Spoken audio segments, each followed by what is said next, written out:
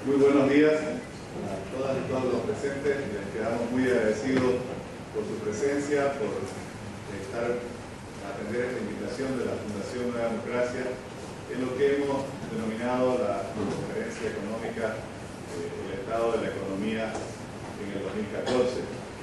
Vamos a tener dos paneles muy interesantes hoy. Un panel que va a analizar más el tema de la coyuntura económica, que es el primero, justamente lo hemos denominado el estado de la economía, y un segundo panel en el cual vamos a analizar lo que llamamos el estado del desarrollo, es decir, cuánto estamos avanzando en el desarrollo del país, especialmente en esta época en la cual creo que todos somos conscientes que hay ingresos extraordinarios. Bueno, ¿dónde están los avances? ¿Dónde están los desafíos? ¿Dónde están las oportunidades? ¿Lo estamos aprovechando bien? Creo que es algo muy interesante. La Fundación está muy contenta. Tenemos hoy 6 economistas, todos muy prestigiosos en el país.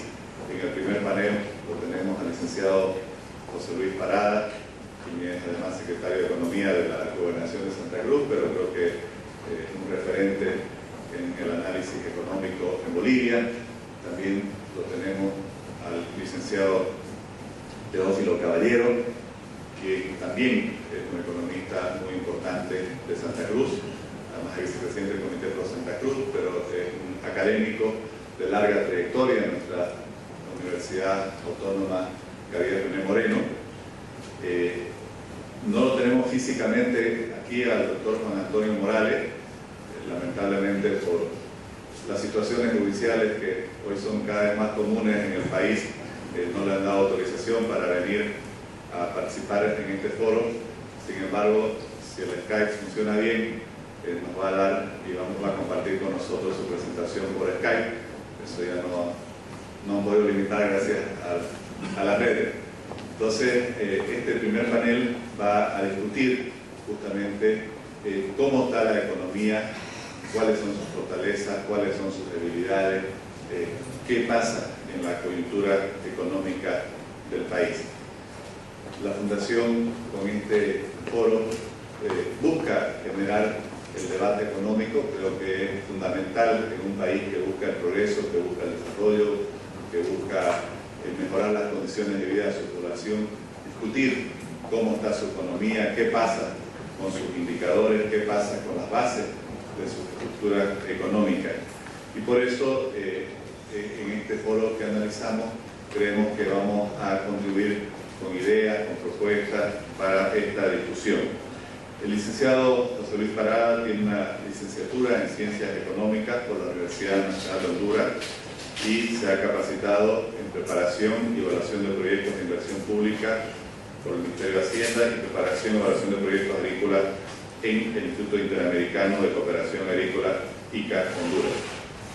También como docente imparte las materias de planificación económica y planificación regional en la Universidad Autónoma Gabriel René Moreno. Ha ocupado importantes cargos en el sector público y en el sector privado. Ha sido director administrativo y financiero de la Vicepresidencia de la República, jefe de la Unidad de Presupuesto de la Prefectura de Santa Cruz, jefe de la Unidad Administrativa de la Prefectura, de la cual también fue director administrativo financiero y actual secretario de Hacienda.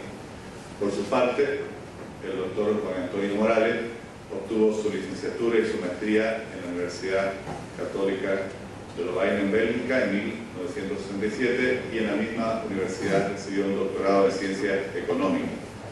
Inició su carrera como profesor universitario en la Universidad Mayor de San Andrés. Desde 1974 es profesor de la Universidad Católica Boliviana.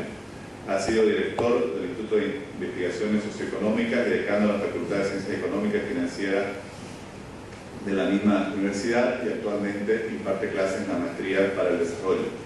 Durante su larga carrera académica, el profesor Morales ha sido profesor invitado a la Universidad Católica del Perú en Lima, Torcuato y Pérez de Buenos Aires, Boston University, Columbia University y la Universidad de Notre Dame en Bélgica. Tiene varios libros publicados y numerosos artículos en libros y revistas científicas y muchas contribuciones a la prensa. Se desempeñó entre el 1995 y el 2006 como presidente del Banco Central de Bolivia. Durante su presidencia impulsó la transformación y modernización de esta institución, convirtiéndola en una de las mejores de América Latina. Se reconoce su contribución al mantenimiento de la estabilidad monetaria de la que ha gozado el país. El doctor Morales ha sido honrado con el doctorado honoris causa por la Universidad Católica Boliviana y la Universidad Privada de Bolivia. También ha recibido el premio Rolando Pez Mercado 2009 de la Academia Boliviana de Ciencias Económicas. El licenciado Teófilo Caballero, por su parte, es economista de formación, máster en finanzas corporativas, tiene de la Escuela de Posgrado de la Universidad Autónoma de Gabriel Moreno, tiene un diplomado en gestión autonómica en base a la cooperación entre Bolivia y España, es docente titular de la carrera de Economía e Ingeniería Financiera de la Universidad Autónoma Gabriel Moreno desde el año 1992 a la fecha. Ha sido director de carrera de Ingeniería Financiera de la Universidad Gabriel Moreno, miembro del Gabinete Económico del Comité por Santa Cruz, presidente del Tribunal de Honor del Colegio de Economistas de Bolivia, vicepresidente del Colegio de Economistas de Bolivia y presidente del Colegio de Economistas de Santa Cruz. Tiene columnas de opinión en varios periódicos como El Deber, El Día y revistas especializadas como Vista Económica y Enfoque Económico. Actualmente se desempeña como primer vicepresidente del Comité por Santa Cruz. La metodología que utilizaremos es que tendremos presentaciones de 30 minutos cada una del licenciado Parada y del doctor Morales, y como haremos también en el segundo panel, tendremos en este caso al licenciado Teófilo Caballero, quien nos compartirá su análisis, sus comentarios sobre las presentaciones realizadas y además también podrá formular preguntas para escribirlo un poco más a nuestros conferencistas. Así que quedamos muy agradecidos y podemos iniciar el licenciado Parada.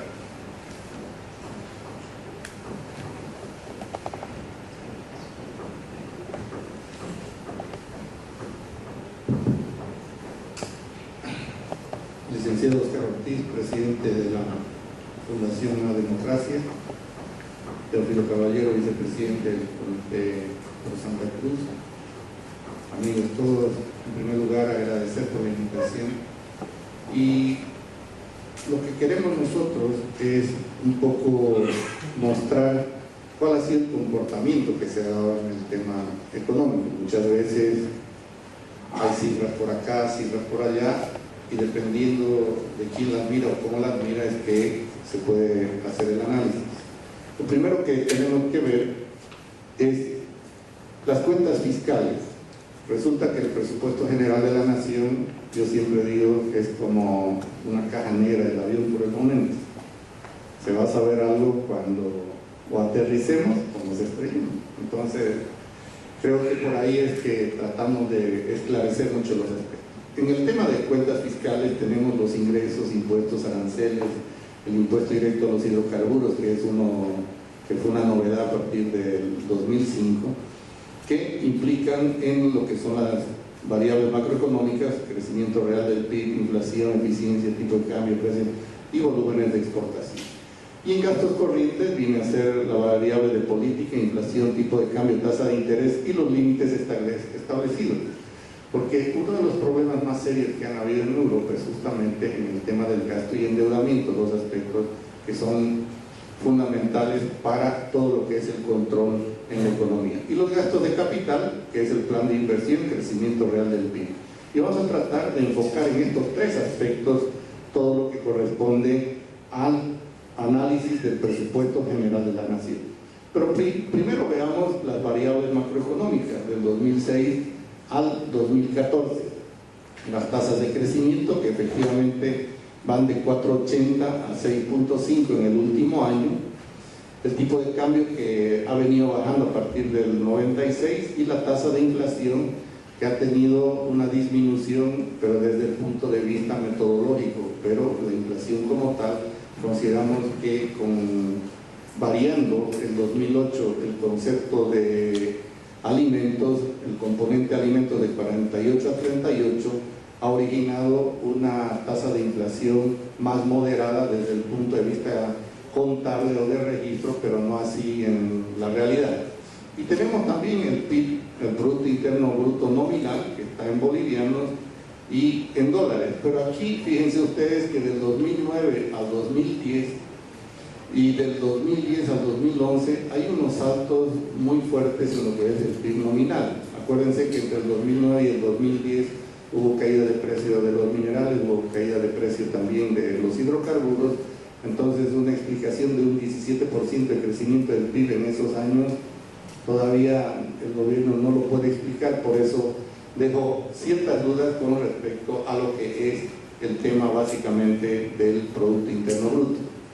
Y lo más importante, que es la ejecución de inversión pública versus lo que es el Producto Interno Bruto.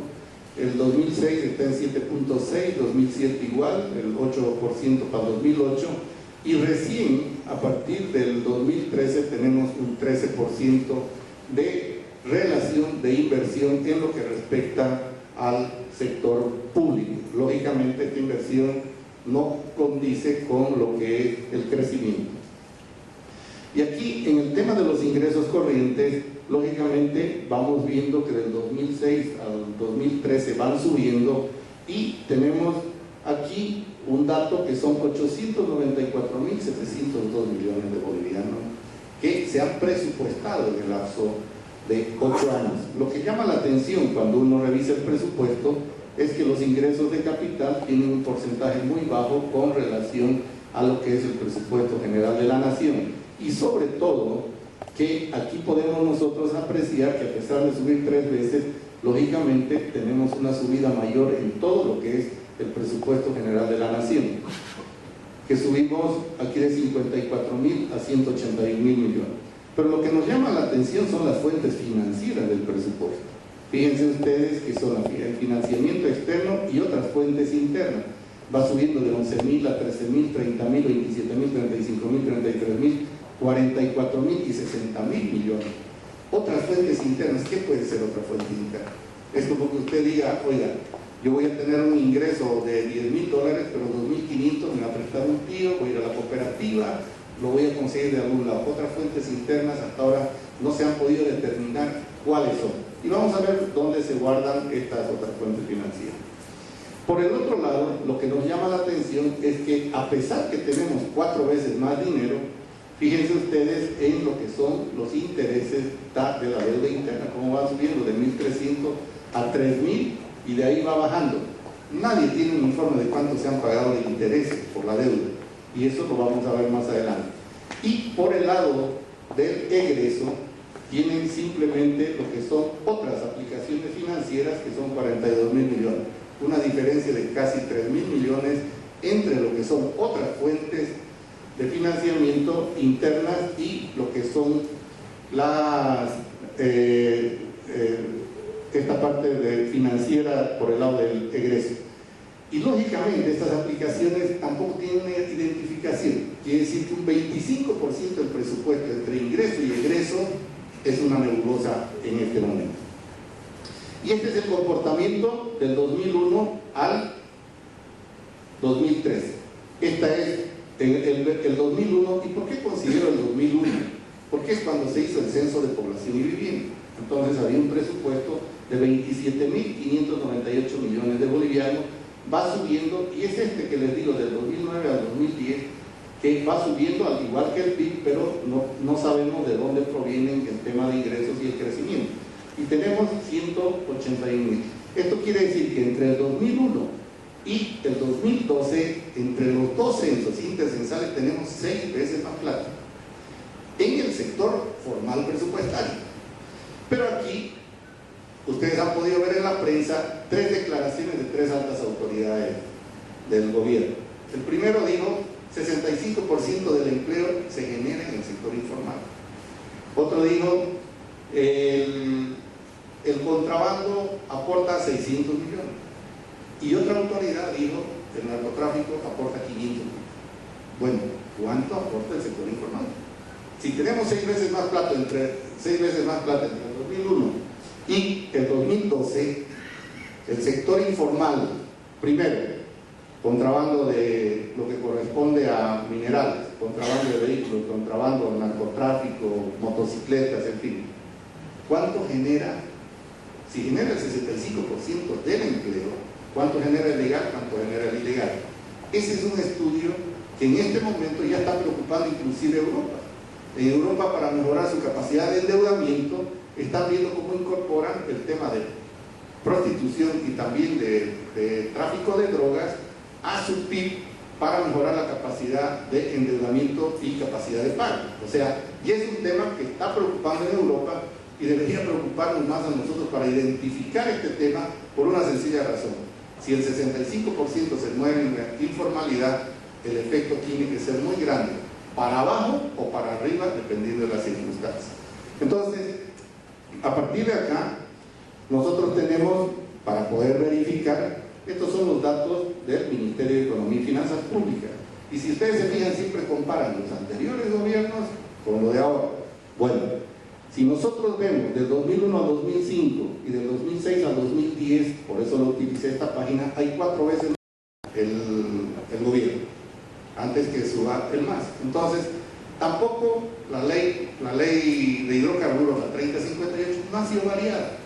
Por lo tanto, los ingresos que se van generando básicamente es por los precios internacionales. Y fíjense ustedes que fue tan delicado el tema con la bajada de 10.40 y de 7.80 a lo que fue 4.5 y 4.6 en la venta de gas, que los obligó a dar un gasolinazo del 82%. Ahí ustedes pueden ver la primera debilidad del sistema, que no es cuestión de una política de nacionalización, es una política de precio.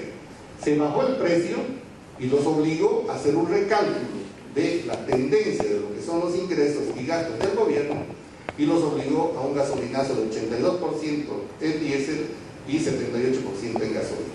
Eso casi le cuesta el gobierno. Entonces, y aquí está el secreto básicamente que viene desde el 98, una negociación que gente de yacimientos hizo, donde asoció el precio del gas al barril de petróleo. Nadie pensó que se dispare tanto, llegue a 140 el 2008, y aquí está el primer éxito de lo que es el beneficio de la actual economía. Ahora, en recaudaciones de hidrocarburos, lógicamente podemos ver nosotros cómo van subiendo justamente relacionadas con el precio que existe. Y en este momento, hidrocarburos está alrededor de 6.000 millones en el tema de exportación. Por lo tanto, precio más un pequeño incremento retrasado, lógicamente no se está dando esa cobertura que depende también de los precios internacionales. Y aquí nadie sabe cuánto se gastó en el presupuesto, pero utilizo esto porque fue lo único que encontramos que el ministro, para aclarar cuando un político, Juan del Granado, dijo el gobierno malversó 120.000 millones, dijo no son 120.000 millones de dólares, son 117.335. Eso equivale al gasto de 40 años de otro gobierno. Otra vez volvemos a lo mismo, no se pueden comparar ambos datos. Y aquí tenemos la distribución de los recursos del presupuesto general del Estado, cuánto manejan las empresas públicas estratégicas, cuánto la administración central, otras entidades y también las universidades, municipios y gobernación. Esto, lógicamente, es lo que tenemos nosotros acumulado entre el 2006 y el 2013. Y vamos a los ingresos tributarios. Lógicamente, sube directamente el tema de lo que corresponde a las recaudaciones. Con eso se trabaja la coparticipación, 20% municipios, 5% gobernaciones, pero aquí hay otro tema, la sobrefiscalización al sector formal, a ese 30% que inclusive se le ofrece en una ley financiera, que por cierto en este momento tiene 101 artículos y 31 disposiciones finales, donde cambia la ley de bancos, cambia la ley del código tributario, cambia todo por una ley que debería ser simplemente de administración presupuestaria. Ofrecen hasta cárcel cuando no se emite factura. Esa sobrefiscalización hace que tengamos un anuncio como el del año pasado. El sector de comidas generó 1.000 millones de dólares. Lógicamente, usted va a un restaurante y dice, se olvida de la factura y de inmediato se la traen sin nombre, porque a la vuelta de la esquina lo clausuran y lo clausuran 15 días, después 30 días, después 45 y 45, lógicamente nadie aguanta así. Pero es el sector formal que de todo ese sector informal están pagando, porque todo el mundo tiene que comer, formal o informal, legal o ilegal. Entonces, han encontrado una beta en la cual esa sobrefiscalización y esa sobrepresión, lógicamente, está generando un incremento dentro de lo que es el tema de las recaudaciones tributarias. A pesar de tener esta cantidad de dinero, cuando se distribuye el presupuesto, tenemos que el 88% de todo este presupuesto lo administra el gobierno central. Y 3% tienen simplemente las universidades, 4% los municipios y 5% la gobernación. Entonces, ¿hay Estado plurinacional con autonomía? No, porque han comenzado a apretar en el tema económico. Y lógicamente, aquí tenemos nosotros, que de una o de otra manera, de estos 12%, casi 9% también es administrado por el gobierno central, porque tiene partidariamente a toda su gente trabajando en municipios y gobernaciones. Por lo tanto, el 98% del presupuesto se administra vía un solo partido político. ¿Quién controla? ¿Quién hace fiscalización? Conocemos los números por datos de frente. Y aquí el presupuesto más consolidado no puede estar. Son los techos que corresponden al 2014. Pero fíjense ustedes, cuando entrega los techos, si todo estuviera bien, no tendríamos que utilizar ningún artificio dentro del presupuesto general de la nación. Pero fíjense ustedes, empresas públicas, recursos, 97.612 millones, el 50% del presupuesto, pero su gasto es 85.624. En el tema de administración central, 67.000 y 45.000. Y qué raro que los gobiernos departamentales tienen recursos por 5.067 y tienen gasto por 11.365. Este presupuesto aquí no cuadra. En los gobiernos municipales tampoco. 8.670 y 19.517. Universidades públicas, 2.000 millones y 5.000. ¿Cómo puede ser que usted tiene, primero, como ingreso la mitad y tiene el presupuesto para gastar el doble? No lo entendemos. Es muy fácil.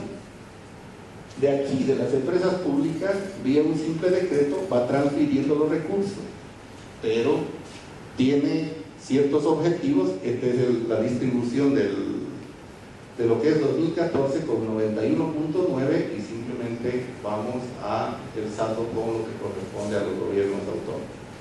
¿Y cuáles son los errores cuando elabora el presupuesto general de la nación? No puede ser que un ministro que está 8 años le pegue, como decimos en Santa Cruz, el 100% en el ingreso, en la proyección del ingreso. Y el órgano rector proyecta los ingresos con errores de más del 70%, discrecionalidad o premeditación. En hidrocarburos se utiliza 74, con el precio promedio está en 98, con tendencia a subir porque lógicamente cualquier evento bélico en Medio Oriente inmediatamente dispara el precio, entonces eso nos está beneficiando. Los errores generan saldos de caja y banco altos de la gestión pasada, ya que muchas veces hasta el 25% del presupuesto se inscriben en noviembre. Por ejemplo, ya no lo puede gastar ni el municipio, ni la universidad, ni la gobernación. Por otro lado, generan adicionales a través del año que se inscriben cada 3 meses vencidos de inscripción y asignación al gasto y proyecto. Tanto el saldo de caja y banco y adicionales están sujetos a la discrecionalidad del ministerio. A pesar que en la ley marco de autonomía dice que los techos que da el ministerio son referenciales, no son obligación de él ni compromiso, y que las instituciones deberían moverse por el efectivo. Sin embargo, hay que hacer un trámite para inscribir el proyecto, primero los recursos, después el proyecto. Entonces, pero ¿cuáles son los objetivos de dar un techo la mitad? Primero, retrasar aproximadamente 7 meses el gasto de inversión en las 360 entidades territoriales autónomas, entre universidades, municipios y gobernaciones, mediante trámites engorrosos de inscripción y ejecución, licitaciones de recursos, y así reducir discrecionalmente el circulante monetario. Lógicamente, son más o menos la diferencia, 9.000 millones entre el programado y lo que tiene de gasto. Entonces, tarda 7 meses, esos 9.000 millones no los pueden utilizar de entrada las instituciones. Este retraso inducido de la ejecución genera saldos de caja y banco altos, información que es utilizada políticamente para mostrar su puesta ineficiente. El gobierno dice, tiene un saldo de caja y banco. Claro, pero nadie dice, el ministro le peló el 100% en la proyección de sus ingresos. Entonces, ¿qué es lo que genera este saldo de caja y banco? Pero esta restricción de circulante ayuda en el control de la inflación, ya que mediante trabas burocráticas el ministerio retrasa la ejecución presupuestaria. Lógicamente, si usted tiene que le está entrando mes a mes la plata, pero tiene que hacer un trámite que tarda 7 meses en inscribir para poder ejecutar, está retrasando la ejecución un año. Hemos calculado que entre 3.000 a 4.000 millones que entra a la economía le genera un punto de inflación. Entonces, esta es una manera de que si se ejecutara todo, tal vez tendríamos unos 2.5 aparte en el tema de inflación. Permite la expansión del gasto de los ministerios y empresas públicas llamadas estratégicas a cargo del gobierno central con más discrecionalidad y sin ninguna fiscalización. Lógicamente, ahí están los proyectos, han salido 3 decretos que liberan el tema de las licitaciones, no las hacen compra directa y ahora se va a poder comprar directamente al exterior. Y ficticiamente, los saldos de caja y banco se registran en las reservas internacionales netas y estas se inflan. Lógicamente, como los saldos de caja y banco son parte de la reserva, usted tiene 1.000 millones, aproximadamente 1.100 millones de dólares que inflan las reservas internacionales netas por el retraso del gasto y la plata que se queda dentro de las instituciones. Y el Tesoro General del Estado, el flujo de caja del Tesoro, todos los años en el presupuesto general de la Nación presenta un déficit de 33%. Claro, estos saldos netas en la cuenta única son las que ayudan a mostrar un cierto equilibrio en las finanzas públicas. Y un problema serio, a pesar de todo lo que ha sucedido, es el tema de la subvención. Esta subvención, que no son los 1.060, debe ser un 60%, porque al final terminan vendiendo en 40% el valor del diésel, o sea, es un 60%. Pero ya es un problema grande, porque tenemos que reconocer que los beneficios de la subida de precio van a las universidades, municipios y gobernaciones en su mayor parte, y lógicamente tienen un problema que pasadita las elecciones seguramente van a tener un buen gasolinazo, tal vez no tan alto como el anterior, pero van a tener que corregir.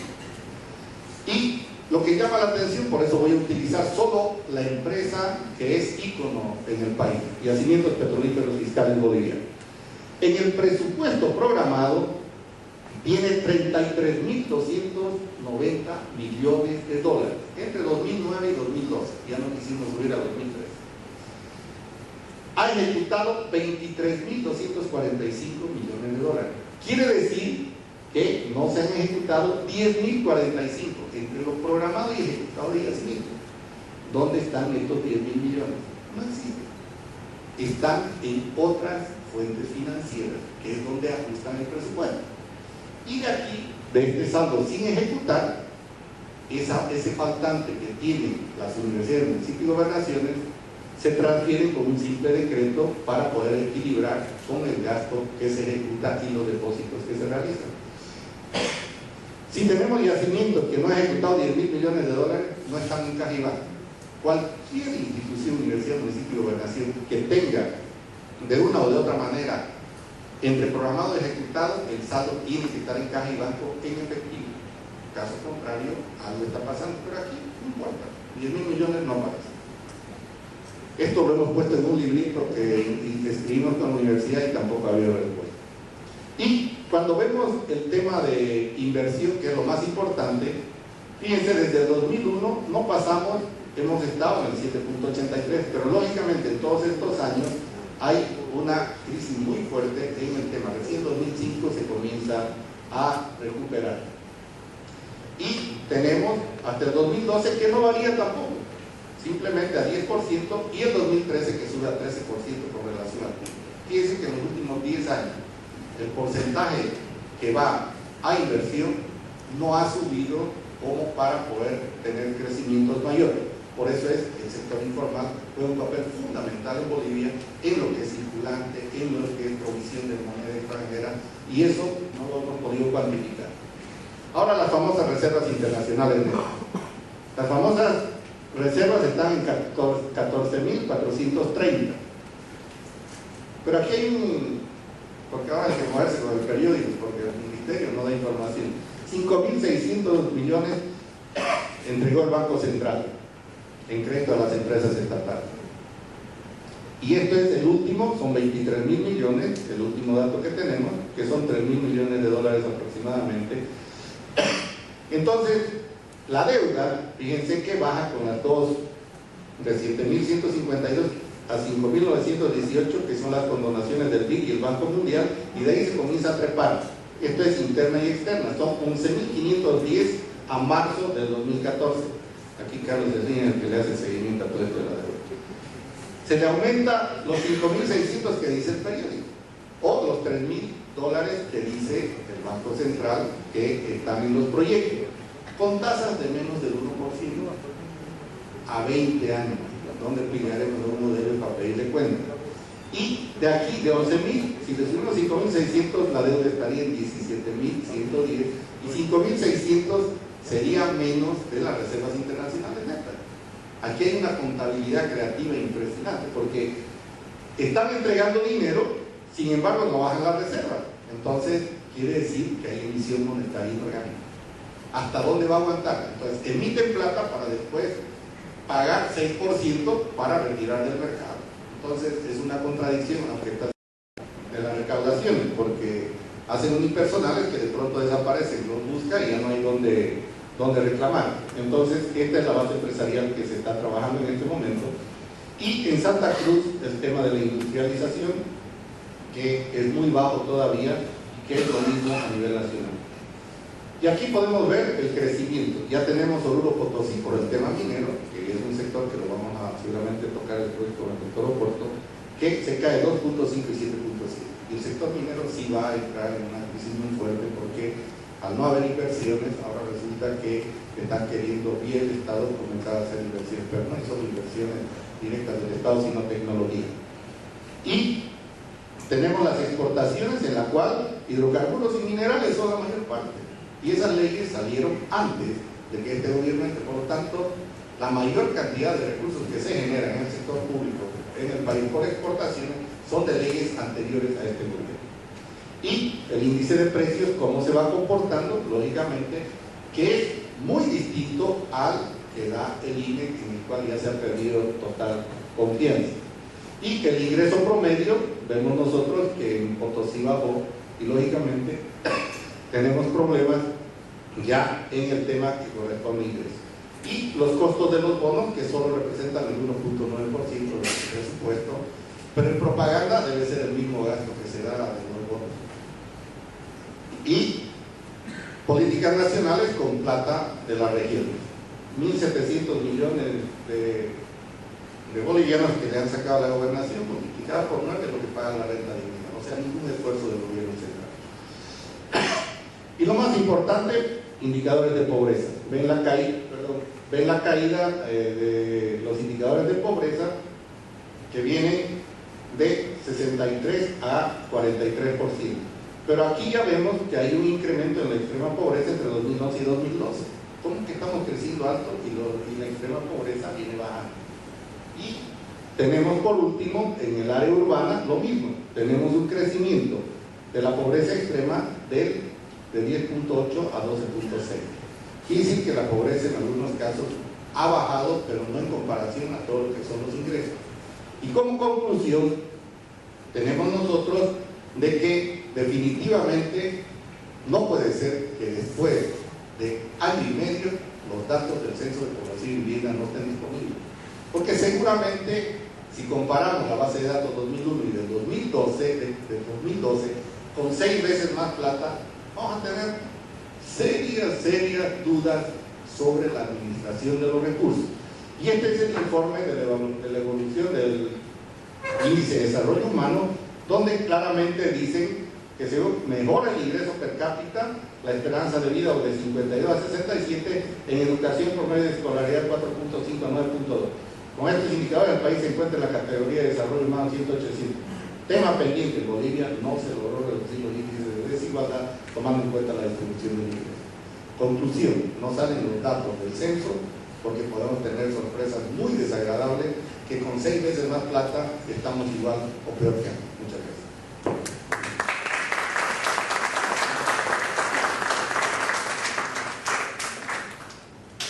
Bueno, muchísimas gracias, licenciado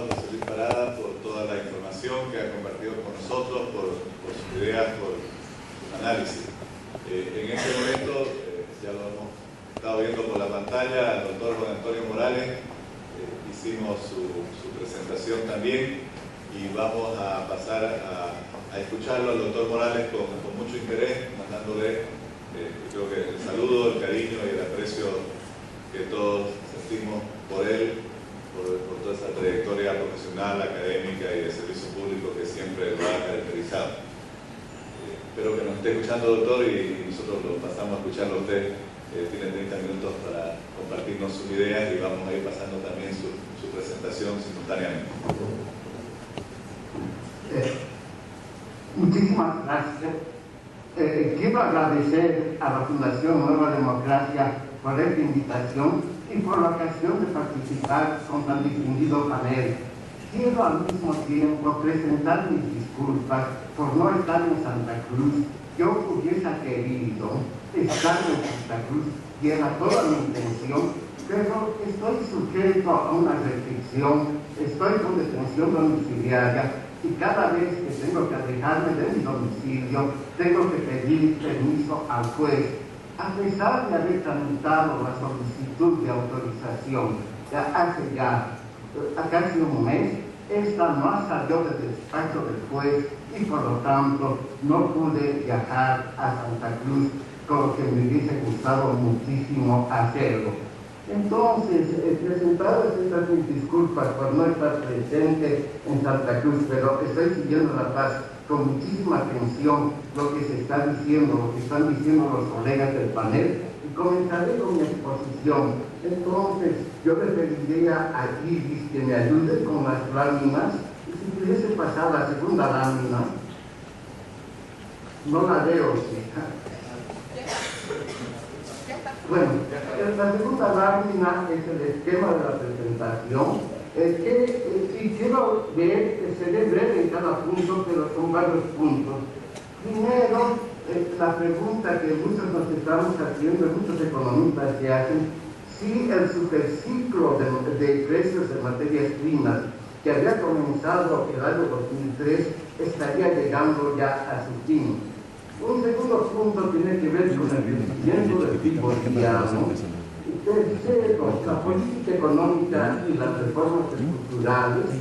La situación fiscal, que yo voy a tomar solamente algunos puntos porque yo creo que el licenciado Parada ya lo ha hecho con mucho más autoridad que yo y además mucho más explícitamente. Después hablaría sobre la inflación y la política monetaria y algo sobre la situación del sistema financiero para concluir. Siguiente lámina, por favor.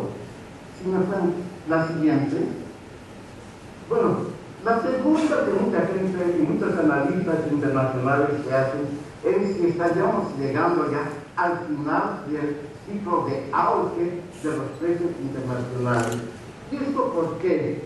Porque hay una lenta recuperación en los países de economía avanzada. En los Estados Unidos esta recuperación es más importante que en los países europeos, pero en general en los países industrializados la recuperación ha sido muy lenta. En la zona euro además hay una complicación política adicional que está dificultando la recuperación.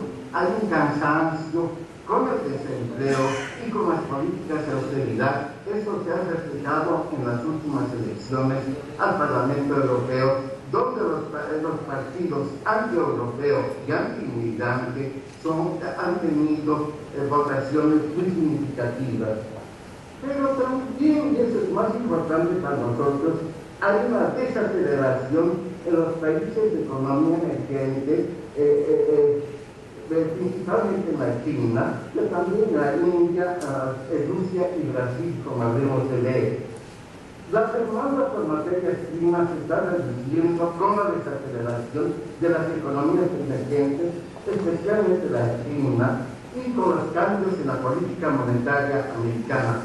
Han habido dos factores que han empujado muy fuertemente los precios de las materias primas. Y estos dos factores han sido la gran expansión de la economía china, que ha crecido algunos años por encima del 10% por año, y la política monetaria americana sumamente expansiva, sobre la cual vamos a volver en esos momentos, en unos minutos más.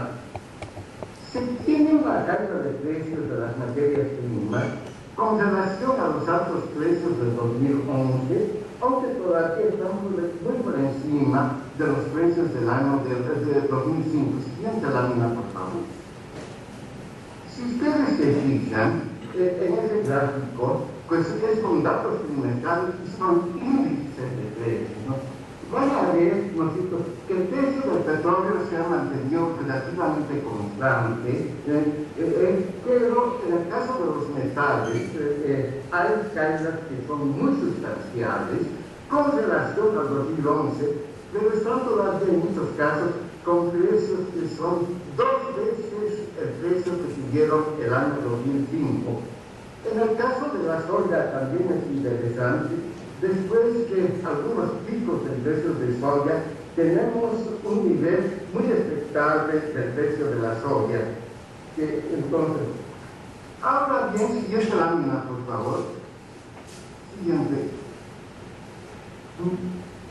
Hay todavía una gran expectativa en el mundo entero con relación a la política monetaria americana. Una posible disminución de las compras de bonos de largo plazo por el Banco Federal de Reserva de los Estados Unidos, que es una política muy similar a la de imprimir dinero, tendría los efectos siguientes. Haría subir las tasas de interés, afectaría a la baja a los precios de activos y de materias primas, y reduciría los flujos de capital a los países de economía emergente. Bolivia no es un país de economía emergente, pero indirectamente se vería afectado por lo que pasa con los países, con nuestros socios comerciales que son economías emergentes, especialmente el Brasil. Ahora, hasta ahora no ha sucedido ni se espera un desplome generalizado de los precios de los activos ni de los precios de los productos básicos. La idea es que los precios activos irían a la baja, pero no sería un desplome, es decir, no se regresaría a los precios del año 2005. Ahora, una cosa sí que llama muchísima la atención es la gran volatilidad con frecuencias, digamos, diarias o mensuales en los precios de las materias primas. Estos fluctúan enormemente, la volatilidad que les dicho, una gran fluctuación. Siguiente lámina, por favor. Siguiente. Bueno, veamos algunas perspectivas de nuestros socios comerciales para este año y para el próximo año. La primera cosa que ustedes habrán de notar, ¿no?, es con los datos de Bolivia, comparados con los datos de nuestros socios comerciales, son muy buenos. Ahora en la región, solamente Perú tendría mejores datos de los bolivianos, con una tasa de crecimiento de su PIB para el 2014 más alta que la proyectada para Bolivia, y una tasa de inflación más baja que la proyectada para Bolivia, como déficit en la cuenta corriente de su balanza de pagos, que se explica por los grandes montos de inversión directa extranjera que están llegando, que están financiando ese déficit en la cuenta corriente de la balanza de pagos. En los países de economía avanzada, los pronósticos son bastante negativos, con tasas muy modestas de crecimiento, tanto para la zona euro como para los Estados Unidos. Y para el caso de la China, que sí nos interesa muchísimo, la tasa se situaría todavía en un 7,5%, que es una tasa todavía bastante aceptable. Siguiente, por favor. Entonces, también quiero mencionar, ahora ya regresando al país, más específicamente descritos de contexto internacional, que las exportaciones bolivianas han continuado su curva ascendente que comenzó en 2005 y que vamos a ver en un gráfico, a pesar del leve deterioro del contexto internacional.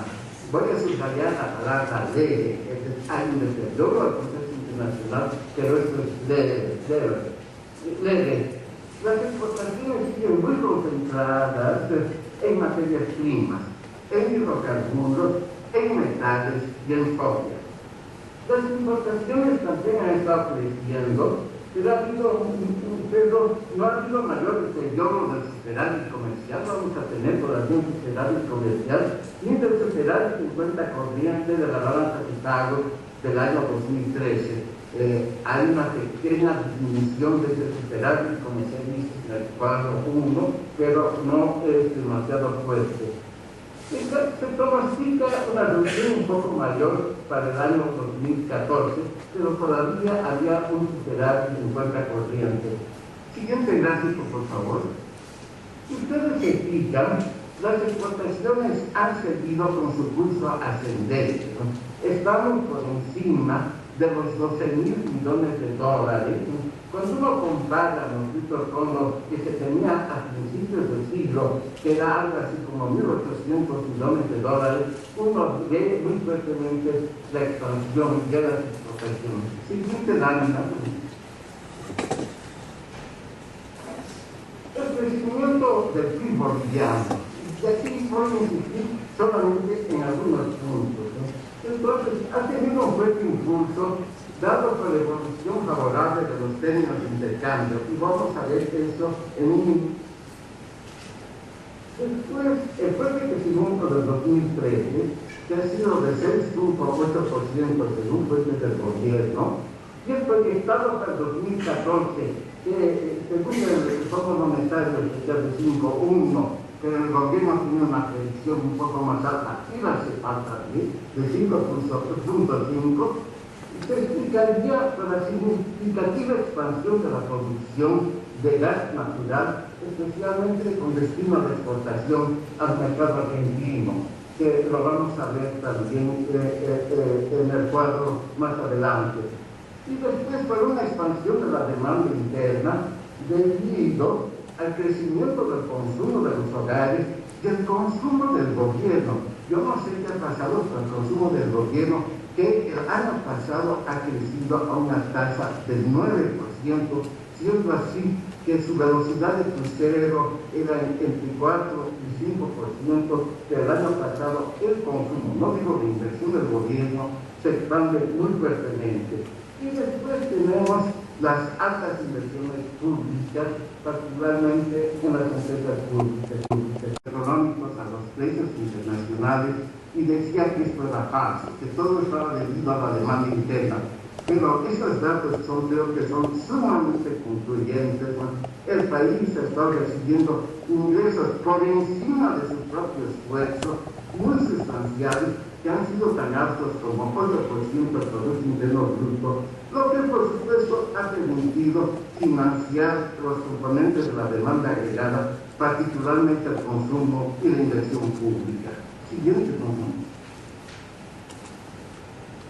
Si ustedes se fijan en las tasas de crecimiento, de todo lo que queríamos referirme, solamente me voy a fijar en algunos datos. Se acaban de fijar la alta tasa de crecimiento en el sector de hidrocarburos, que va mucho más allá de lo que había sido sus récords históricos, salvo 2010, que crece al 14%, para recuperar lo que había perdido el 2009. El sector de construcción, que ha tenido un gran dinamismo en los últimos 10 años, recupera un poco de su dinamismo en 2013, después de haber caído el 2012. Pero más interesante es por el lado del gasto. Ustedes han de ver que el consumo privado está creciendo a una tasa de casi 6%. El PIB había crecido el año pasado a 6.8%, pero el consumo privado está creciendo casi al mismo ritmo que el 6%. Los que vienen de vez en cuando a La Paz se habrán de dar cuenta la gran expansión del consumo privado, simplemente yendo un domingo al megacenter, donde la cantidad de gente que está ahí es igual a la que recibe el Estado. Entonces, eso hace que eso nos da una idea anecdótica de cuán importante es ese crecimiento del consumo.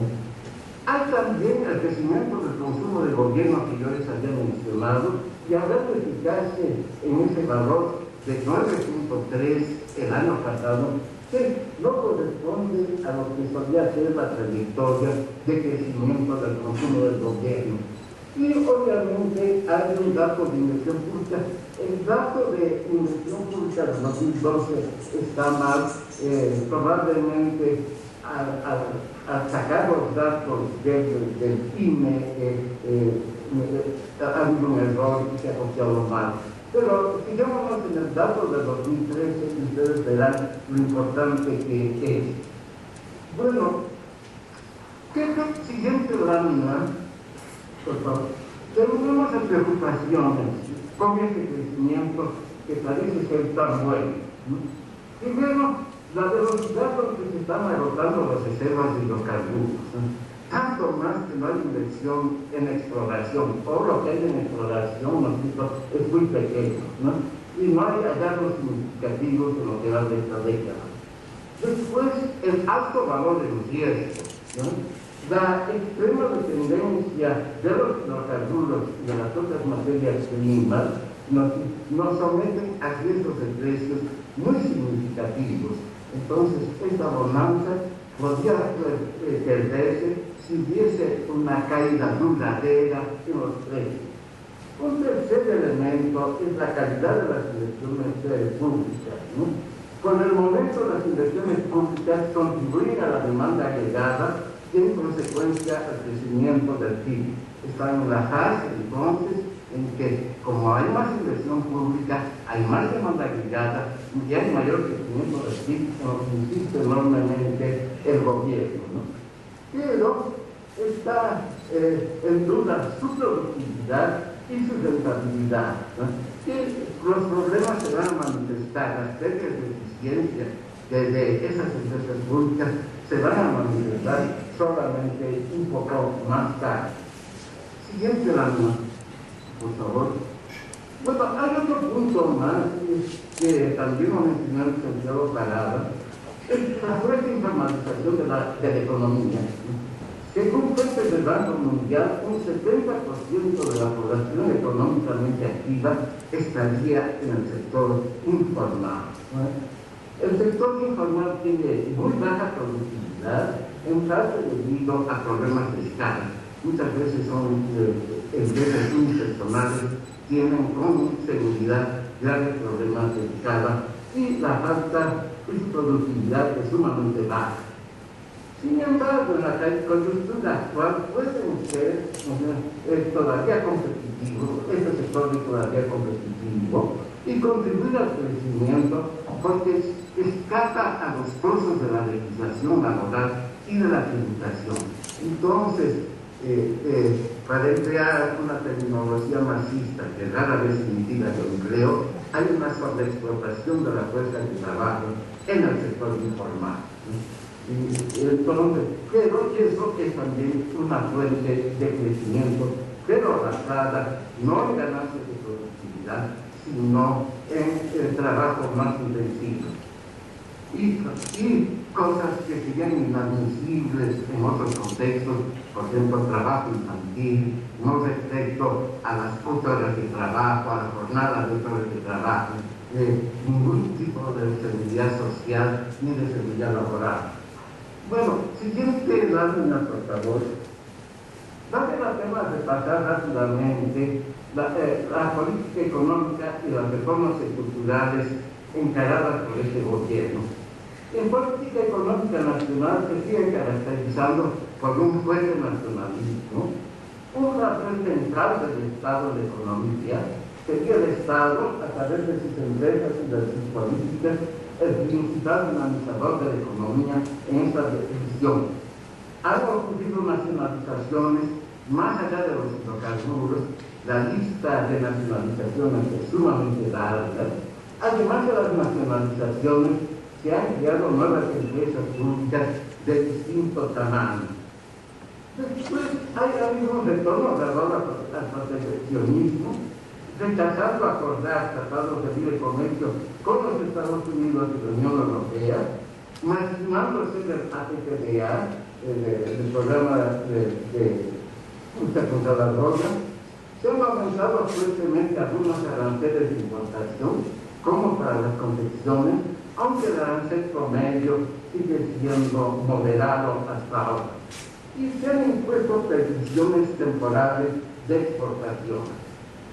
Y después, el siguiente, por favor.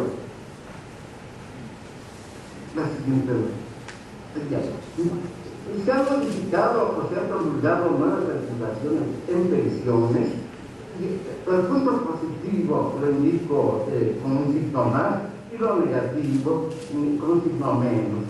En pensiones, la capitalización individual se mantiene en lo esencial, ¿no? Pero se han estatizado, hay una estatización de los administradores de pensiones y con el riesgo de que los ahorros de los pensionistas, de los futuros pensionistas, estén financiando a empresas estatales que no sabemos muy bien cuán rentables o cuán productivas son. Ha habido una reforma de la legislación bancaria, de entidades financieras. Hay un punto positivo se promueve la inclusión financiera y después se incorporan normas prudenciales del Basilea II y del Basilea III, lo que está bien. Y después hay la creación de un seguro de depósitos, el Fondo de Protección a la Ahorrista, que también es un elemento positivo, creo yo. Lo que es negativo, por supuesto, es el establecimiento de techos y pisos para tasas de interés, lo que dificulta enormemente tanto el manejo de la política monetaria como de la política crediticia, y también el tema de la asignación sectorial de crédito. Se ha vuelto a prácticas que habían sido abandonadas en la segunda mitad de los años 80. Después hay una legislación de empresas públicas, y voy a hablar sobre todo cosas buenas de esta legislación de empresas públicas, porque en gran parte de las disposiciones conducen a disposiciones del Código de Comercio. En otras palabras, se han dado pasos importantes para hacer converger el comportamiento de las empresas públicas al comportamiento de las empresas privadas. La ley de inversiones es insuficiente, proporciona una insuficiente protección para las empresas privadas, y los beneficios que otorga esta ley de inversiones son sumamente discrecionales.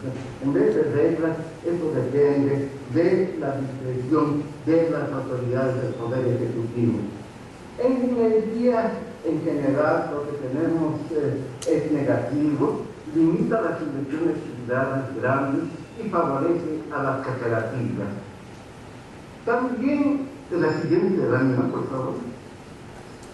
En descentralización fiscal, hay puntos positivos en la ley de autonomía, en la ley marco de autonomía y de descentralización.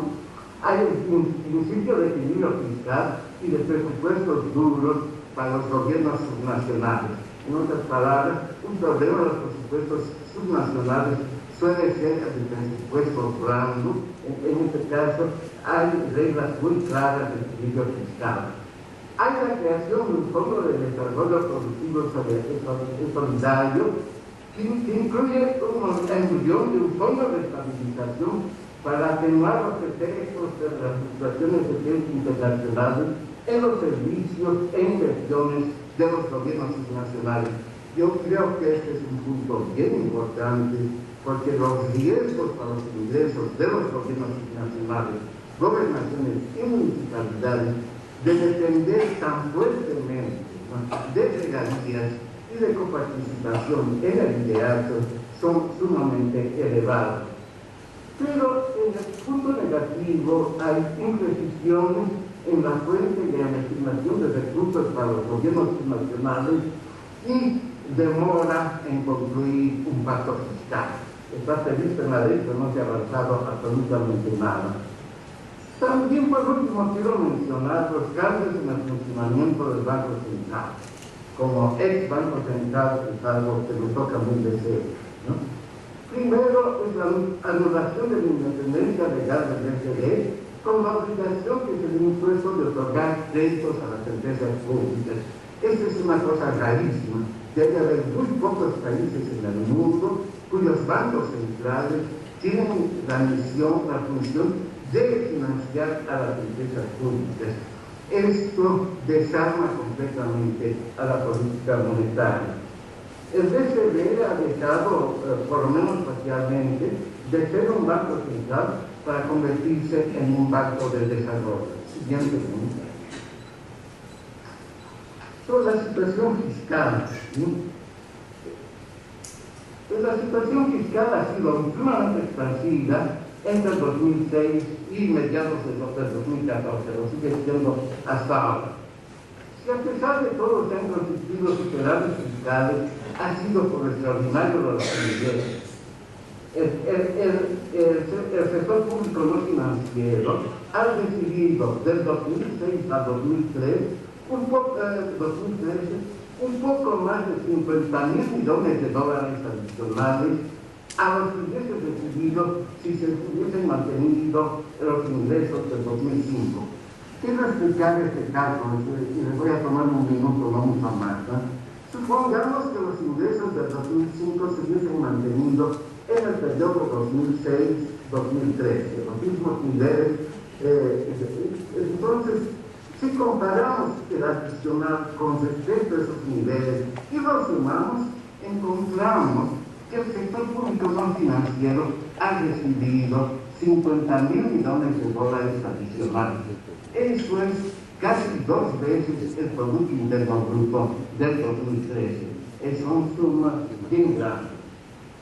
Por otra parte, los superávit fiscales son los superávit observados que pueden ser engañosos. El licenciado Parada empleaba la expresión contabilidad creativa.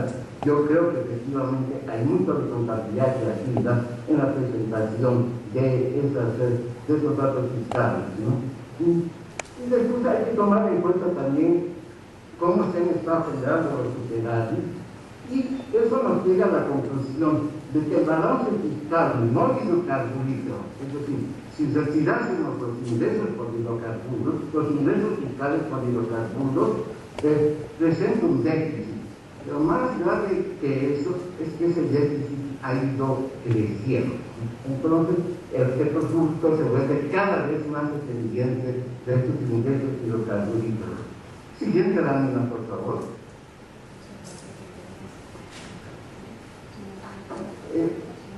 Bueno, aquí tenemos, ¿no es cierto? Simplemente yo quisiera hacer notar lo siguiente. El valor global no hidrocarburífero y el gasto total del sector público. El gasto del sector público ha sido sumamente procíclico. Entonces, hay una correlación muy fuerte. La siguiente lámina, por favor. También sería lo mismo cuando consideramos el gasto total del sector público no financiero en proporción del PIB, ¿no? Las correlaciones no son tan altas, pero de todas maneras uno ve que hay una tendencia lineal y desciende en ese gasto público. Entonces, cuando la gente me dice, no, el gasto público ha sido anticíclico, no es cierto. Los datos muestran claramente que el gasto público ha sido muy procíclico. Las correlaciones, siguiente gráfico, por favor. Siguiente cuadro. Las correlaciones también que ustedes encontrarán que están en el cuarto punto son sumamente altas, lo que muestra, ¿no es cierto? Una de las cosas que el Fondo Monetario frecuentemente recomienda es romper la correlación entre el gasto público y los precios de las exportaciones, porque si los precios de las exportaciones cayeran y el gasto público se ha estado expandiendo cuando los precios crecían, entonces las dificultades de ajuste pueden ser sumamente graves. Ahora, siguiente, por favor. A pesar de las generalmente buenas cifras del balance fiscal, el TGN tiene el Tesoro General del Estado tiene problemas de financiamiento. Siguiente, por favor. La deuda pública está todavía en niveles razonables. Sin embargo, para mí hasta ahora me escapa la lógica de la colocación en bonos y mercados privados por un monto casi de $1.000 millones, ¿no? Y sobre todo para el 2013, ¿no? La tasa a la que se ha colocado ha sido a la tasa de 6,25, que es una tasa muy similar a la de los bonos corporativos llamados basura, junk bonds. Entonces, yo no entiendo cómo el gobierno se presta a 6,25 y gana sobre sus reservas 0,75%. Hay algo de esa lógica ¿no? El gobierno podría haberse financiado en el mercado interno, buenas instituciones financieras internacionales a tasas sustancialmente más bajas. La colocación de sus bonos, además, está haciendo retroceder el proceso de desdolarización de la deuda pública que había comenzado el año 2007, ya un poco antes de 2007. Ahora, una pregunta un poco más teórica es por qué el gobierno sigue contrayendo deudas en montos significativos si tiene superávit. Entonces, yo he tratado de ver las ecuaciones que están detrás de esto y los resultados son un poco raros, pero no voy a mencionarlos aquí. Ahora, el gobierno dice que hay que hacer colocación en mercados privados internacionales para finalizar a los inversionistas del entorno amigable a la inversión y el reconocimiento de la estabilidad macroeconómica. Eso es un objetivo legítimo, ¿no? Lo intento tratar de mostrar en el entorno amigable y el reconocimiento de la estabilidad macroeconómica, pero podría haberse hecho de manera muchísimo más barata, por ejemplo, dejando de nacionalizar. Bueno, como se me está yendo el tiempo, voy a tener que ceder un poquito. Siguiente, por favor. En relación a la política monetaria, ¿qué podemos decir? Primero, que se ha seguido acumulando reservas, pero a un ritmo menor que en el pasado, lo que es una buena cosa, ¿no? El nivel de reservas es demasiado alto y ese nivel tan alto de reservas es completamente ineficiente. El sistema financiero boliviano y la macroeconomía boliviana quedarían protegidas con un nivel muchísimo más bajo de reservas y mantener por encima de $14.000 millones de reservas, en las que se gana 0,75%, es sumamente ineficiente. Ahora, ha habido un fuerte crecimiento de los agregados monetarios, pero además sin más a través del mundo entero, se nota que se ha operado un divorcio entre la inflación y el crecimiento de los agregados monetarios. Antes todos estamos convencidos de que cuando crece muy rápidamente el dinero se produce inflación. Eso es cierto, pero si un país ha estado viviendo durante mucho tiempo con baja inflación, hay como una inercia también de la baja inflación, ¿no? Y muchos países han abandonado metas monetarias y toman para su política monetaria como guía más bien a las tasas de interés. Siguiente, por favor. La siguiente lámina.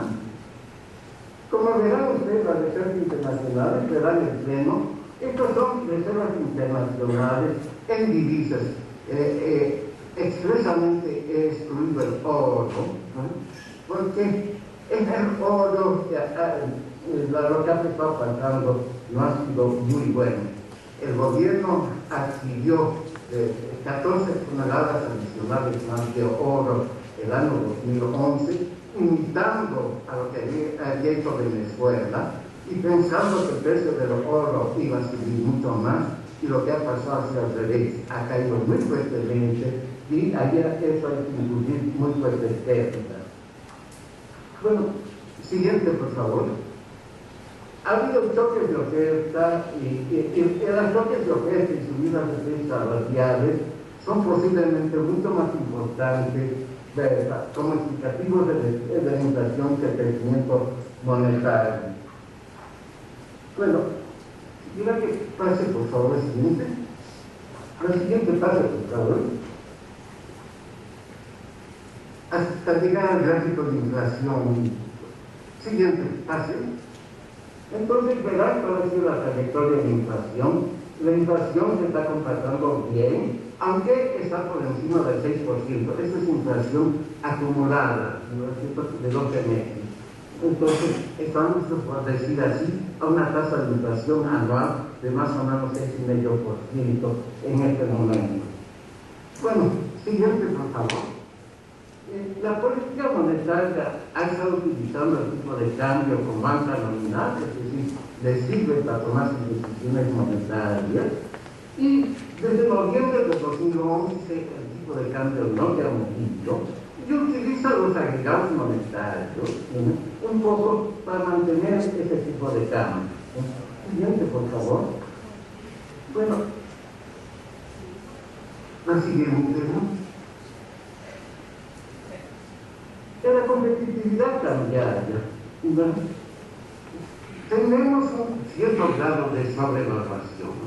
En el informe sobre el artículo 4 del Fondo Monetario Internacional, el fondo dice que hay, pero no hay. Eso es lo que en inglés llaman un song and dance show. Sí, pero no. Hay un poco que no está. Pero cuando uno ve los datos, hay algo de sobrevaluación. Con la sobrevaluación se acentúa nuestra dependencia de exportación de materias primas, ¿no? Hay el riesgo de que caigamos en enfermedad holandesa. Además, se está acumulando la sobrevaluación gradualmente, ¿no? Ahora, si el público cree que el tipo de cambio está sobrevaluado, formará expectativas de devaluación que serán difíciles de controlar. Las crisis cambiarias son horriblemente complicadas de manejar. Pero por el momento, dado el extraordinario nivel de reservas internacionales, no hay expectativa alguna al respecto, y por buenas razones, ¿no? Pero la situación pudiese cambiar más adelante. Ahora, aún descartando las expectativas de devaluación, ¿no?, que vuelvo a subrayar, en este momento no hay ninguna. Entonces, el nivel de tipo de cambio real ya ha creado una restricción para la política macroeconómica. Si hubiese una inflación importante, ¿no es cierto?, porque los precios internacionales están subiendo, ¿no?, sobre todo de alimentos, no se puede devaluar el tipo de cambio, que es una política estándar, ¿no?, para hacerle frente a ese tipo de situación, ¿no? Como el tipo de cambio ya está sobrevaluado, revaluar el tipo de cambio, si las circunstancias lo exigieran, les sería sumamente difícil. Pero todavía devaluar, porque si devalúa, todo el proceso de redolarización que está en curso se revertiría. El siguiente gráfico, por favor. Ustedes pueden ver lo que está pasando con el tipo de cambio real, que hay efectivamente, tomando como base agosto de 2003, igual en este momento estamos un poquito por encima de 80. Entonces hay una cierta revaluación del tipo de cambio. Bueno, el sistema financiero no voy a insistir mucho más. 6, pasemos por favor. Depósitos y siguiente, por favor. Depósitos y carteras han estado creciendo a un buen ritmo, al ritmo entre 17% para depósitos y 19% para cartera. Pero lo que sí hay que prestarle atención es que el crecimiento tanto de depósitos como de cartera ha estado muy por encima del crecimiento del PIB nominal, ¿no?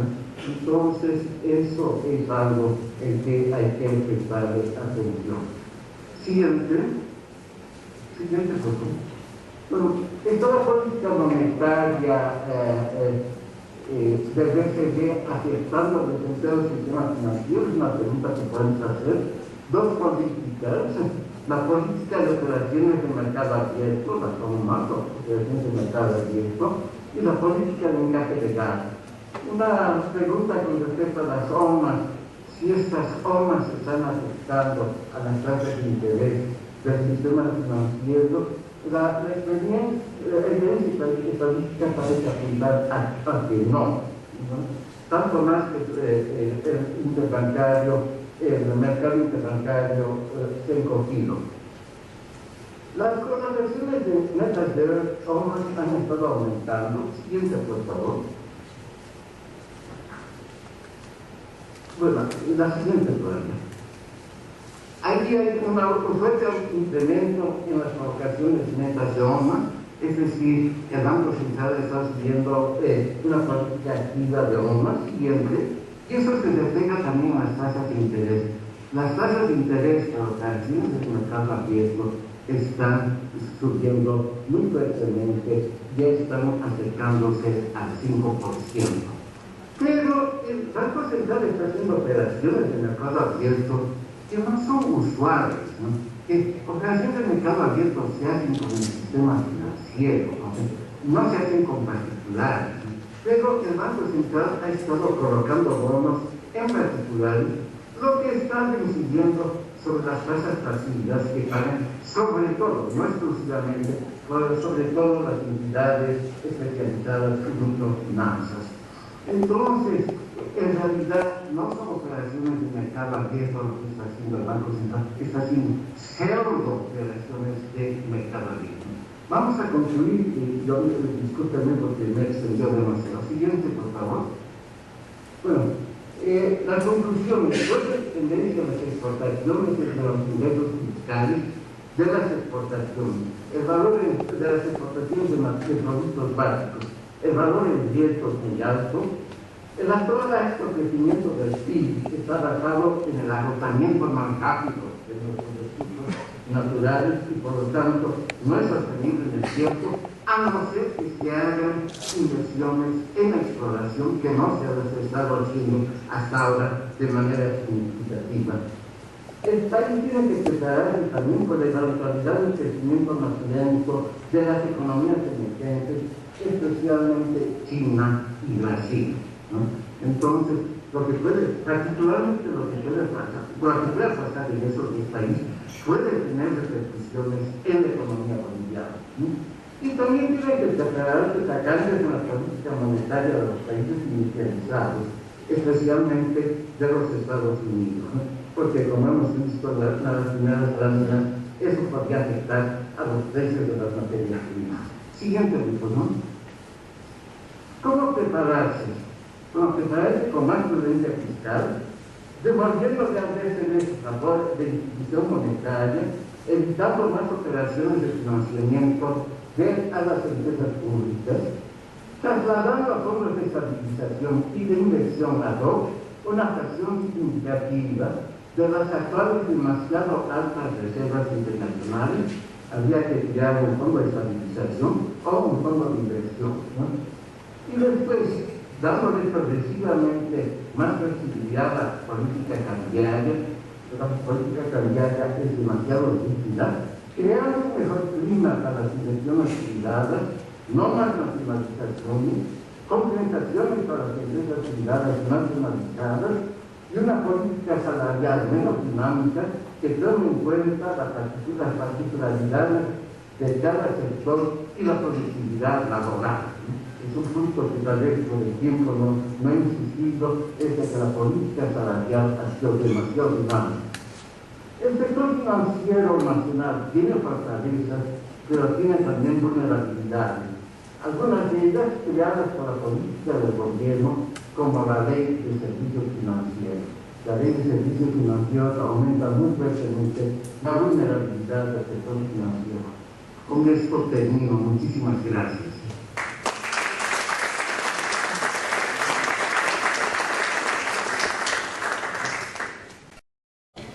Muchas gracias.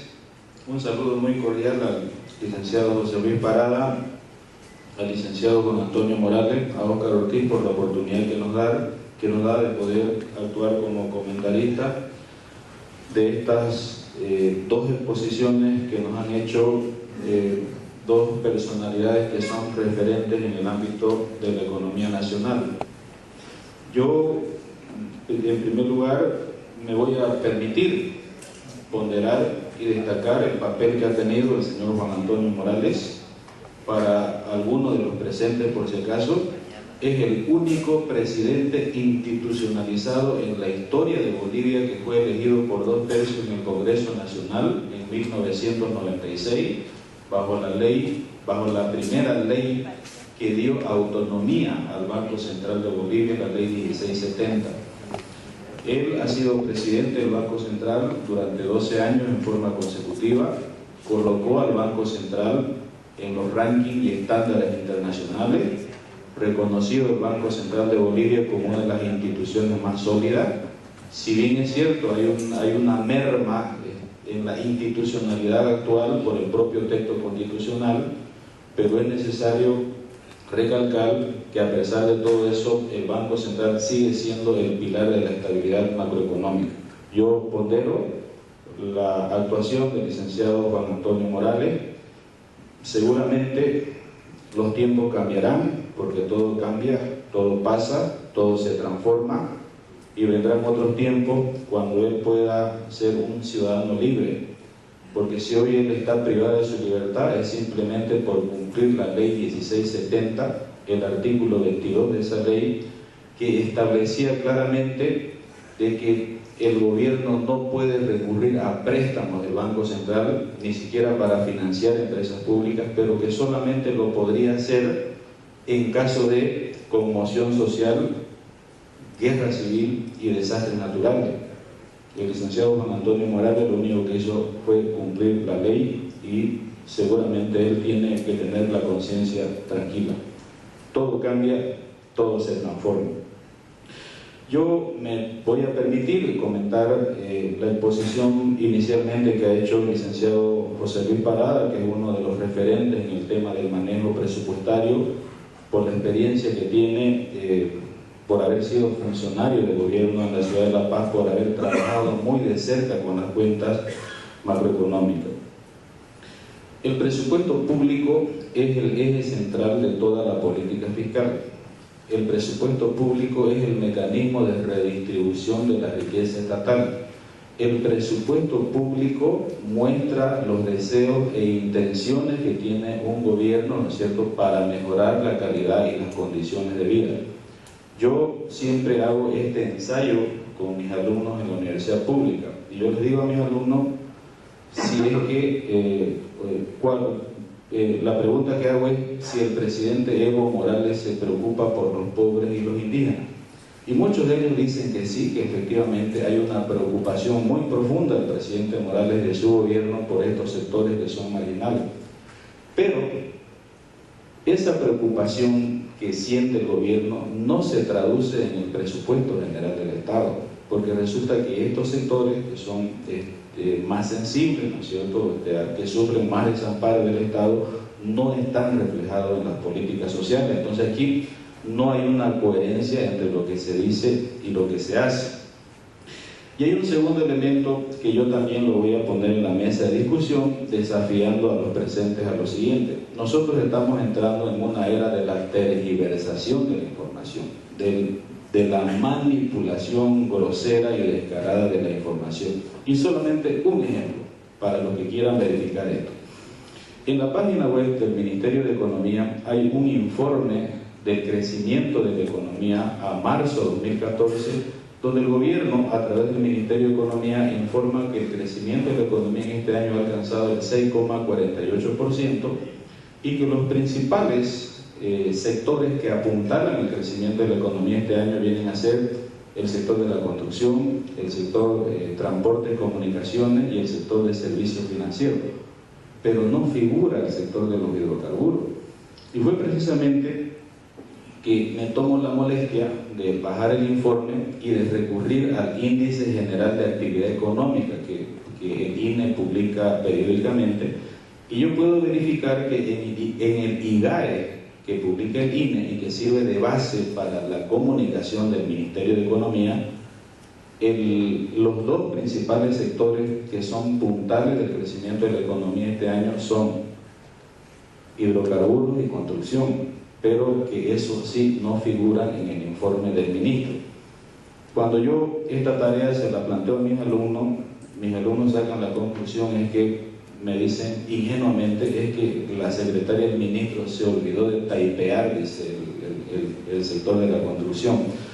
Don Juan Antonio Morales nos ha mostrado en su cuadro que en los últimos años el puntal del crecimiento de la economía ha sido el sector de los hidrocarburos, y lo va a hacer y lo va a seguir haciendo hasta el año 2019, año en que se vence el contrato con la venta del gas natural. Hay un elemento coincidente entre los dos exponentes, el hecho de que se ha sextuplicado el gasto público, ha habido un crecimiento muy fuerte del gasto del Estado en la economía, sobre la base de recursos inciertos y recursos endebles, como por ejemplo el tema de los hidrocarburos.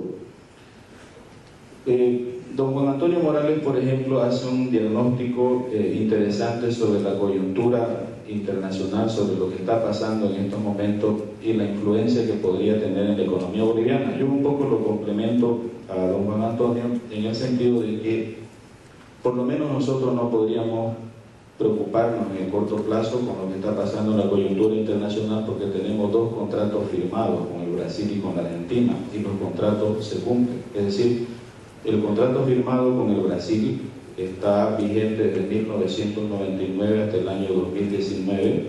El precio del gas natural ha sido amarrado al barril del petróleo crudo en los mercados internacionales. Donde sí debería preocuparnos es lo que está pasando con la Argentina, porque si bien es cierto, a partir de este año Bolivia ha aumentado la venta de gas a la Argentina en términos de volumen de 16 a 19 millones de metros cúbicos, que me parece que está bien, porque por ejemplo la producción del campo Margarita, ¿no es cierto?, ha sido incrementada de 3 millones de metros cúbicos casi a 14 millones. Lo que sí nos debería preocupar hoy es el hecho de que Argentina en la semana pasada nuevamente ha vuelto al Club de París, es decir, el hijo pródigo volvió donde en algún momento tenía que volver, y han aparecido ahí los tenedores de bonos, los bonos de default, para exigirle a la Argentina que cumpla sus obligaciones. El día de ayer precisamente la Corte de Estados Unidos ha anunciado que Argentina debe pagar inmediatamente 1.300 millones de dólares. Argentina y Venezuela en Latinoamérica son los países que tienen el más bajo nivel de reserva. Las reservas argentinas y Venezuela respecto al PIB apenas superan el 6%. En el caso de Bolivia, por ejemplo, es el 50% del Producto Interno Bruto. Y el hecho de que Argentina tenga que asumir, ¿no es cierto?, esos compromisos que no quiso pagar en su momento, ¿no es cierto?, con esos bonos de default, eso puede inducir a que el gobierno argentino sufra una merma de reserva, y eso nos podría afectar a nosotros en el sentido de que la Argentina podría empezar a fallar con los pagos mensuales por la venta de gas a la Argentina. Actualmente nosotros no sabemos si la Argentina está al día, o si nos debe, o cuántos meses nos debe, porque no hay información oficial. De lo que sí estamos seguros es que sí, el Brasil es un país que sabe cumplir sus contratos y sabe honrarlo. Entonces, en términos de crecimiento, por lo menos en el corto plazo no avisoramos problemas, aunque sí lo que está pasando en la Argentina debería empezar a preocupar fundamentalmente al gobierno, que es el que maneja, como lo mostró el licenciado Parada, casi el 91% del presupuesto público, que lo maneja a libre discreción, sin fiscalización, sin la transparencia necesaria. Así como el Foro Económico Mundial mide el índice de competitividad, o la ONG Transparencia Internacional mide el índice de percepción de corrupción, el International Budget Partnership, con sede en Noruega, mide también la transparencia presupuestaria. Y en este índice del año 2013, Bolivia figura entre los países que tienen la menor transparencia presupuestaria, comparados con países a nivel de Zimbabue, de Tanzania, de Mozambique. Entonces, falta transparencia presupuestaria, no hay rendición de cuentas de lo que está pasando con los recursos del gobierno. El licenciado Parada ha mostrado muy bien esas fuentes financieras que no cuadran, que no encajan, pero hay que entender también que mucho de eso responde fundamentalmente a la libre discrecionalidad que tiene el gobierno gracias a los 2/3 que tiene en Cámara de Diputados y en Cámara de Senadores, que impiden, ¿no es cierto?, alguna interpelación al ministro de Economía para que transparente los ingresos y gastos del presupuesto. Nosotros creemos que el único que puede explicar todos los ítems desagregados del presupuesto solamente es el ministro de Economía, no existe otra persona que pueda hacerlo. Hay una tarea pendiente, el licenciado Juan Antonio Morales lo ha tocado, el tema del pacto fiscal es un desafío. El pacto fiscal es la síntesis final de todo el proceso autonómico. No puede haber autonomía en Bolivia si no hay pacto fiscal, y el pacto fiscal es un desafío para todos nosotros, para todos los ciudadanos. El pacto fiscal, de acuerdo a propuestas que se han hecho, lo hicimos nosotros como Comité Pro Santa Cruz en noviembre de 2013, lo hizo el gobernador de Santa Cruz hace 3 semanas atrás. Solamente implica una nueva redistribución presupuestaria de menos del 5% del presupuesto, o sea, porque tampoco no estamos hablando, ¿no es cierto?, de que se quiera desfondar al gobierno o se quiera atentar a la estabilidad macroeconómica. Entonces el pacto fiscal es un desafío, pero ese pacto fiscal mucho va a depender de lo que pueda suceder en la correlación de fuerzas en las elecciones generales del año 2014.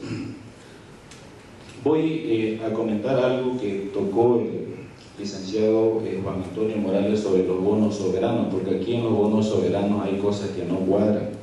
Bolivia se ha prestado plata de la bolsa de valores, alrededor de la primera emisión en el año 2012 a una tasa de 4,8% y la segunda emisión a una tasa del 6,2%. Pero resulta que Bolivia invierte las reservas internacionales y apenas gana el 0,8%. Entonces la pregunta es, si nosotros invertimos nuestra plata y ganamos 0,8% y nos estamos endeudando a una tasa de 6% en dólares, entonces hay cosas que no cuadran. Y yo me animo a responderle al licenciado Parada el por qué, digamos, el gobierno ha adoptado el mecanismo de endeudamiento de Bolivia a través de los bonos soberanos. Sencillo, porque el Banco Mundial te presta plata a una tasa del 0,8% a 30 años, pero el Banco Mundial, para prestarte plata, te pide proyecto a diseño final, con impacto ambiental, con impacto económico, social, y después cuando te aprueba tu proyecto, te hace seguimiento a los desembolsos. En cambio, en el tema de los bonos soberanos, el gobierno es soberano para gastar, porque no tiene a quién rendirle cuenta de la plata de esos bonos. En la primera emisión de los 500 millones de dólares de los bonos 2012, se han establecido, ¿no es cierto?, un conjunto de proyectos de infraestructura para 5 departamentos. Y en la segunda emisión se han destinado esos 500 millones de dólares para infraestructura en 3 departamentos. En esta segunda emisión, el 75% de la emisión de los bonos está concentrado en el Chapare. Y yo me preguntaría si es que el Chapare contribuye al Estado en términos de impuestos, por lo menos en alguna magnitud, para recibir semejante inversión. Es decir, en la primera emisión se benefician 5 departamentos y en la segunda emisión se benefician 3 departamentos, pero fundamentalmente la inversión concentrada en el Chapare. Yo aquí me quejo porque, y no hay ni un solo proyecto para Santa Cruz, y cuando creo que Santa Cruz por lo menos debería insertarse, aunque sea un solo proyecto.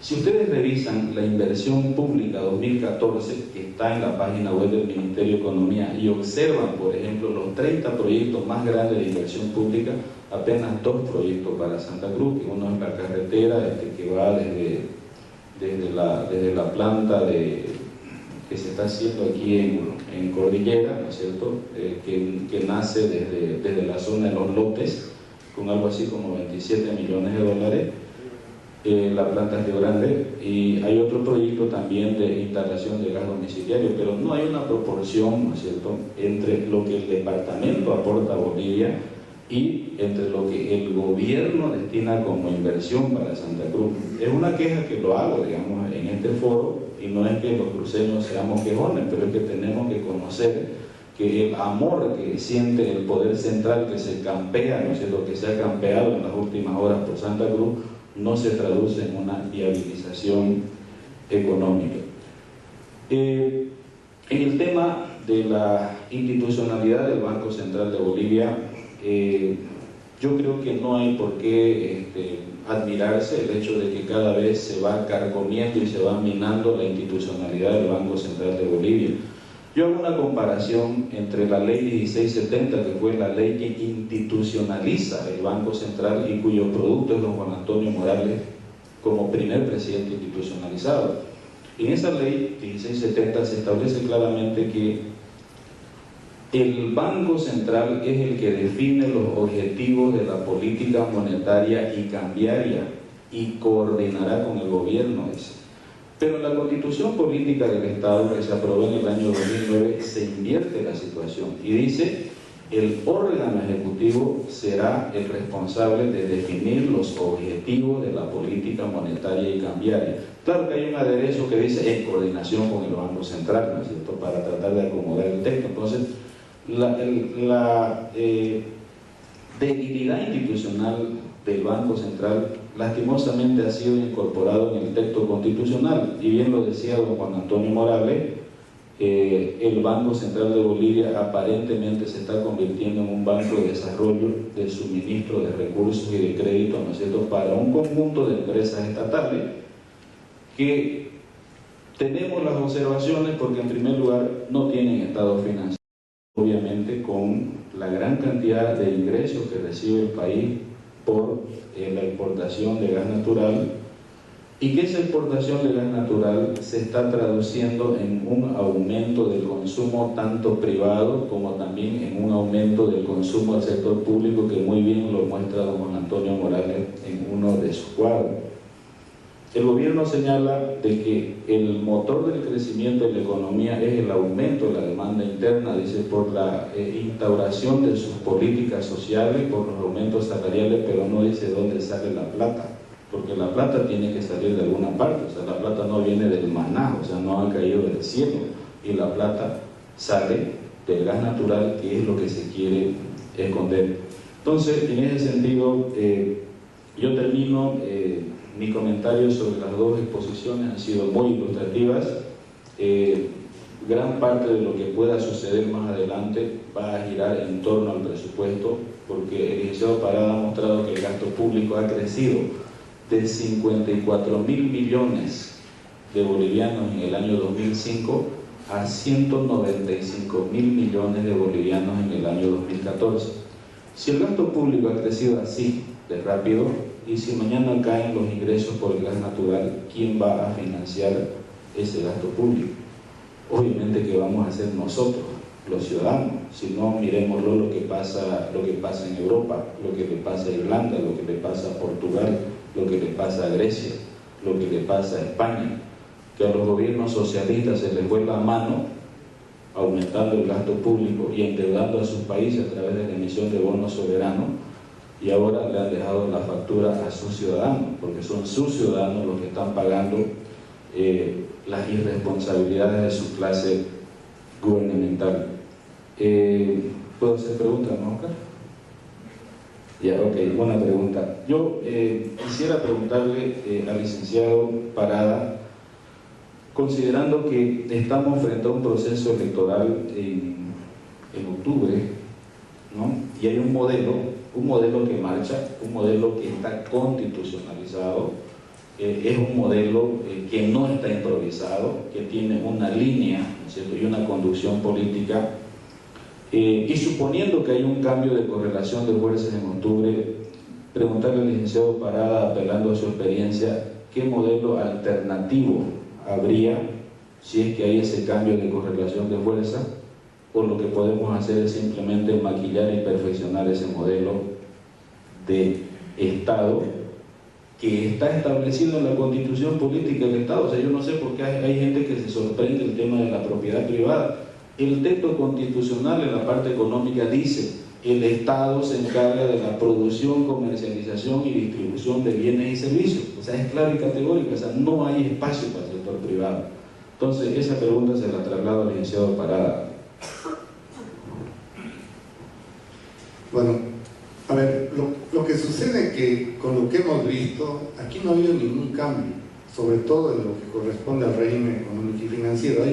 Hay muchas leyes, pero el modelo no ha cambiado, sigue siendo extractivista, basado en el sector de hidrocarburos y en lo que fue la minería. Entre los dos tenemos el 65% de exportación. Y lo que hay que hacer aquí es volver a lo que es la institucionalidad del país. O sea, no podemos seguir manejándonos con que un movimiento social pidió esto, con que el otro bloqueó por esta. Hay que darle la seguridad jurídica, y tenemos dos ejemplos cuando se maneja tema económico que afecta al político. A Bush y a los republicanos los tumbó Obama por el tema económico, neoliberal. Por el otro lado, a Zapatero lo tumbó la parte económica y subió siendo socialista, teniendo todos los beneficios. Y al medio tenemos un modelo como el alemán, donde hay un gobierno fuerte, institucionalizado, donde todas las instituciones cumplen su papel, tienen la independencia como para poder dar seguridad jurídica, tanto a la inversión interna como a la inversión extranjera. En el país lo que se ha hecho es, a título de un modelo del socialismo del siglo XXI, lógicamente si tengo 6 veces más plata, cualquier modelo funciona. El problema es cómo nos preparamos para adelante. Y creo que nos hemos olvidado de 3 proyectos, megaproyectos que ya tienen que comenzar a trabajar. Lutún, todo lo que corresponde a el tema de energía en exploración, en yacimientos. No puede ser que yacimientos en este momento tengan problemas serios de abastecimiento. Y también el tema que corresponde a Rositas en Santa Cruz. Si no garantizamos el tema de hidrocarburos, el tema de abastecimiento de combustibles, el tema de energía, va a ser muy difícil mantener los niveles de crecimiento. Y cualquier bajada, como dijo el doctor Morales, de precios, ya sea en el sector de hidrocarburos, ya lo estamos viendo en minería, nos va a traer serios problemas y volvemos a lo de antes. Y pasar de la pobreza moderada a la pobreza extrema es cuestión de una bajada de precios. Y eso es lo que tenemos que evitar con la institucionalización y sobre todo transparencia de lo que corresponde al gasto público y una política nacional para de una vez buscar los mecanismos de formalización de la economía. No podemos seguir manteniendo el 70% de la economía informal totalmente descontrolada. Aprovecharemos la presencia de don Juan Antonio Morales, aunque sea vía virtual, y me permitiría yo que él me pueda citar una fortaleza del actual modelo económico, una debilidad y una amenaza al modelo vigente. Muchas gracias, señor Caballero. Seré muy rápido. Mire, la fortaleza, yo creo que del modelo económico es más bien de que podrían haber sido más imprudentes fiscalmente, ¿no? La política fiscal ha sido muy expansiva, pero con los ingresos tan extraordinarios que han tenido, podría haber sido una gran fiesta, ¿no? Y en eso han sido suficientemente cuidadosos.